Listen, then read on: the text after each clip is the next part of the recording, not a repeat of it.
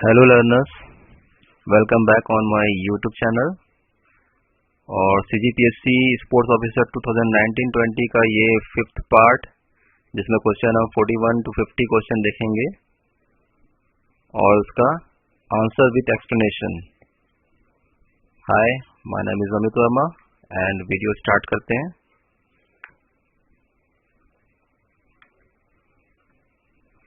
ये है 41th question. Which university won the first Dr. B.L. Gupta general championship trophy? किस विश्वविद्यालय ने प्रथम doctor B.L. Gupta general championship trophy जीती? ऑप्शन है A. MDU Rohtak, B. G&D university, C. Punjab university, D. G&D university. तो इसका सही आंसर आएगा B. G&D university. B.L. Gupta general championship trophy की स्थापना भारतीय विश्वविद्यालय संघ नई दिल्ली द्वारा वर्ष 1980-81 में की गई थी।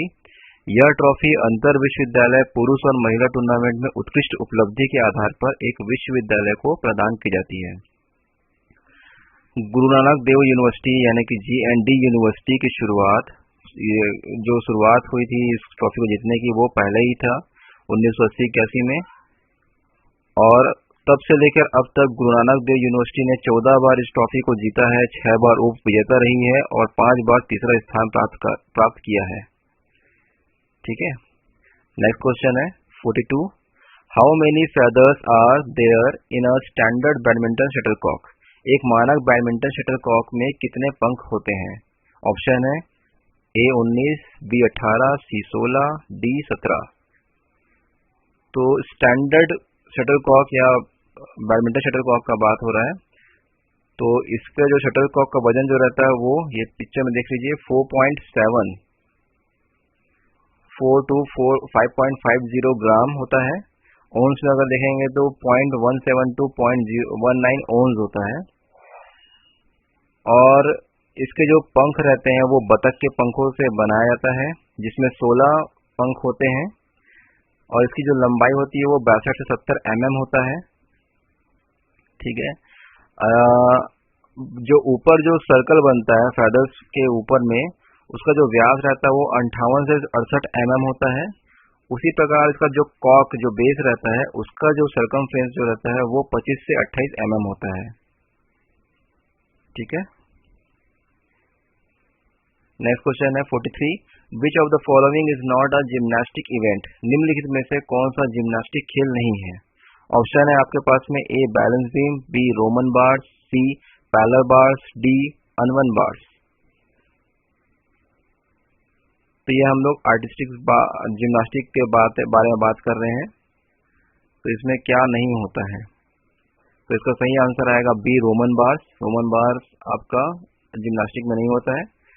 कलात्मक जिम्नास्टिक या आर्टिस्टिक जिम्नास्टिक आमतौर पर पुरुष और महिलाओं के जिम्नास्टिक में विभाजित होता है, जिसे पुरुष मुख्य रूप से 6 इवेंट में पार्टिसिपेट करते हैं, जिसमें है floor exercise, pommel horse, still rings, vault, parallel bars and horizontal bars.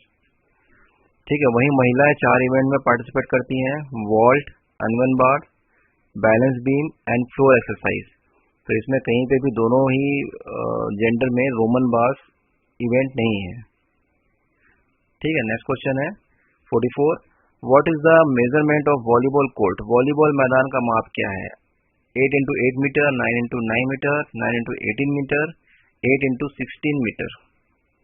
तो इसका सही ऑप्शन आएगा 9 into 18 मीटर, यानी कि ऑप्शन C। ये देखिए पिक्चर में आप आराम से देख सकते हैं कि वॉलीबॉल कोर्ट कैसे होता है। और इसकी जो लंबाई होती है वो 18 मीटर होता है साइड लाइन, और सर्विस लाइन जो रहता है यानी कि चौड़ाई जो होती है उसकी 9 मीटर होती है। सेंटर लाइन से 3 मीटर के डिस्टेंस में अटैक लाइन होता है। इस अटैक लाइन के दोनों ओर 1.75 मीटर एक्सटेंड जो दिख रहा है डॉट और गैप में, ये होता है 1.75 मीटर का, जिसमें 20 का गैप रहता है और 15 का डॉट होता है। और उसी प्रकार से यहाँ पर भी आप सर्विस लाइन में देख सकते हैं चारों कोने में ये भी 20 का गैप और 15 का डॉट रहता है। ये जो एक्सटेंड होता है वो आपका इन लाइन यानी कि सर्विस लाइन के समकक्ष यानी कि यहाँ तक लेकर आते हैं। ये आपका रिस्ट्रिक्टेड जोन रहता है जहाँ पे कोच और प्लेयर यहाँ पर से इसके आगे नहीं आ सकते हैं। सब्स्टिट्यूट होना रहता है तो इस लाइन से ही सब्स्टिट्यूट होता है। और नेट की जो हाइट रहती है पुरुषों में 2.43 मीटर होता है और महिलाओं में 2.24 मीटर होता है। वहीं पोल की हाइट फिक्स रहती है 2.55 मीटर के आसपास लगभग, और पोल का जो डिस्टेंस रहता है वो साइड लाइन से लगभग 0.75 मीटर या 0.5 मिनिमम उससे 1 मीटर तक के डिस्टेंस में रहता है।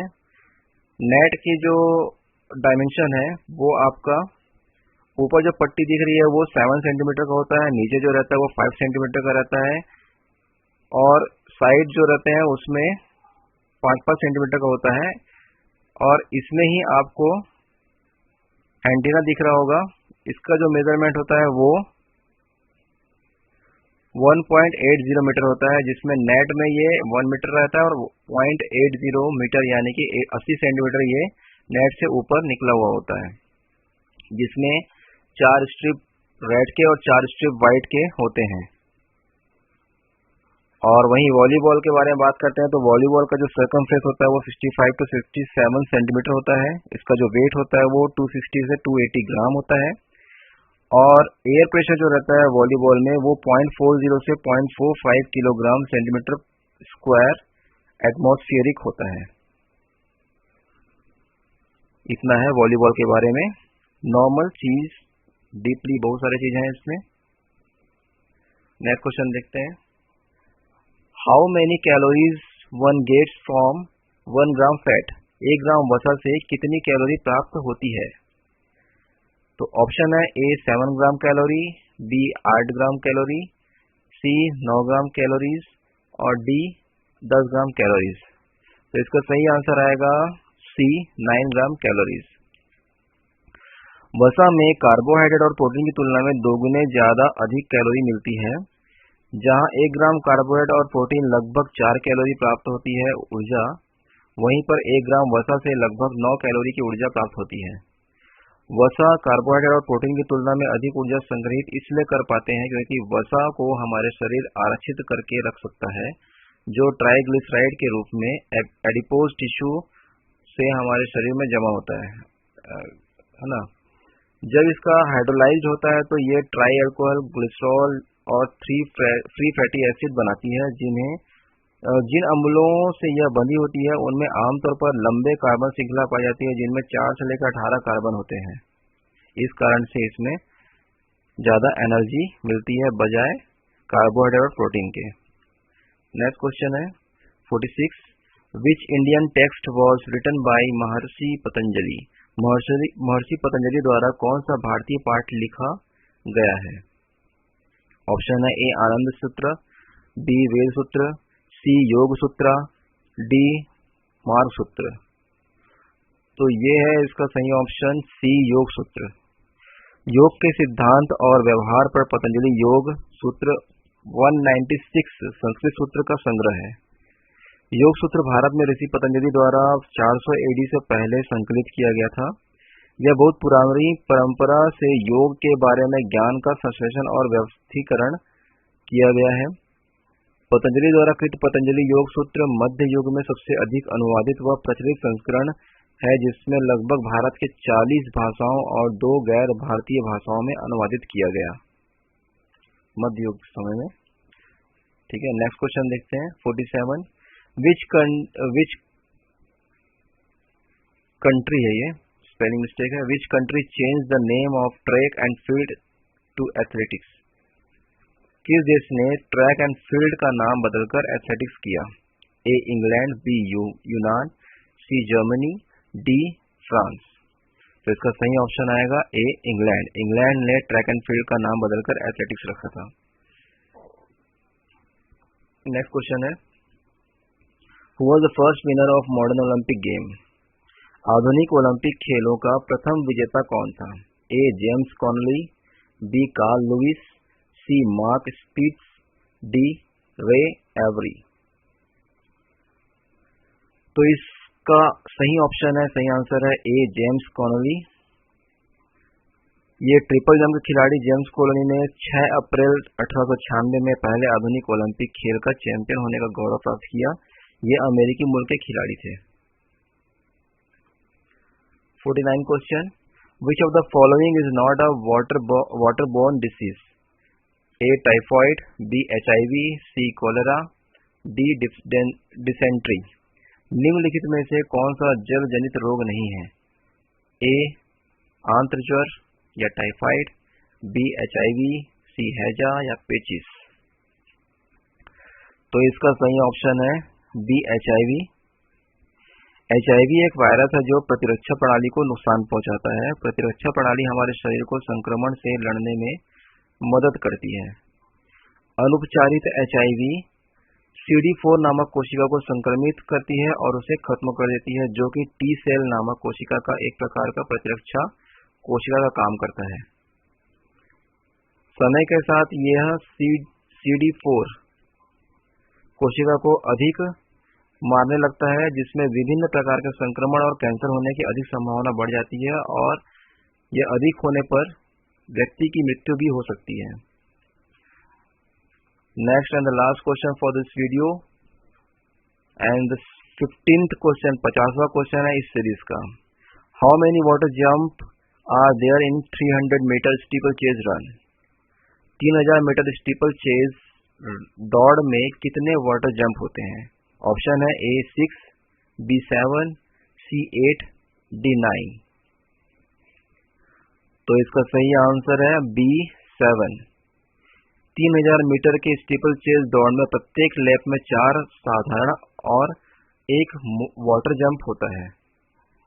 इस दौड़ के दौरान प्रत्येक धावक को 28 साधारण और 7 जल अवरोध को पार करना होता है। प्रत्येक खिलाड़ी को इसमें 6 लैप पूर्ण करने होते हैं, 7 लैप पूर्ण करना होता है। ठीक है, तो ये अब तक के 50 क्वेश्चन हो चुके हैं विथ एक्सप्लेनेशन, और मैं आशा करता हूँ आप लोग को सब समझ में आ रहा होगा और आप पसंद भी कर रहे होंगे। तो अगर आपको पसंद आ रहा होगा तो अपने फ्रेंड्स सर्कल में इसे फॉरवर्ड करें, शेयर करें। Thank you for watching.